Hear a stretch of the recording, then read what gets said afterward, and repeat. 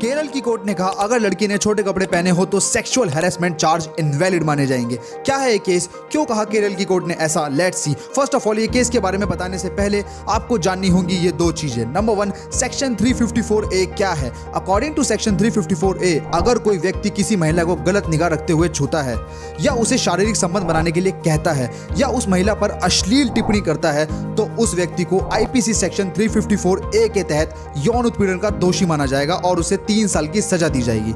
Number 2, prima facie case क्या होता है। प्राइमा फेसी केस का मतलब होता है एट फर्स्ट साइट।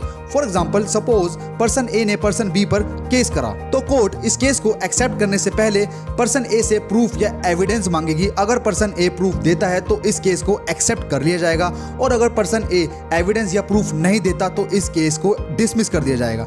नाउ अब आते हैं इस केस पर। क्या है ये केस, तो बात है 8 फरवरी 2020 केरल की नंदी बीच पर एक कैंपेन चल रहा था। इसी कैंपेन के दौरान एक लड़की ने यह कहा कि एक 74 साल के आदमी ने उसका हाथ पकड़ा और उसे एक लोनली प्लेस ले गया और उसे सेक्सुअली हैरेस किया। यह इंसिडेंट 8 फरवरी 2020 को हुआ था, लेकिन केस रजिस्टर्ड हुआ 29 जुलाई 2022 को। अब कौन है ये 74 साल का शख्स? ये है writer and social activist civic Chandran. ये है वो शख्स जिस पर केस किया उस लड़की ने सेक्सुअल हैरेसमेंट का। अब कोर्ट में क्या हुआ, let's see. Writer civic Chandran ने कोर्ट में डिमांड करी बेल की और सिविक चंद्रन ने बेल एप्लीकेशंस दी और इसी बेल एप्लीकेशंस के साथ उस लड़की के कुछ फोटोग्राफ्स कोर्ट में पेश किए। इन फोटोज को देखने के बाद कोर्ट ने कहा कि इस लड़की ने सेक्सुअली प्रोवोकेटिव ड्रेस पहन रखी है, मतलब छोटे कपड़े।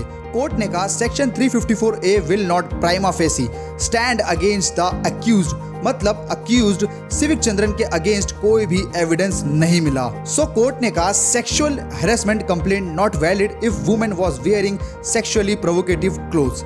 आपकी क्या राय है केरल कोर्ट की इस जजमेंट पर, कमेंट करके हमें जरूर बताना। वीडियो शेयर कर देना और सब्सक्राइब कर देना हमारा YouTube चैनल। बहुत बहुत शुक्रिया।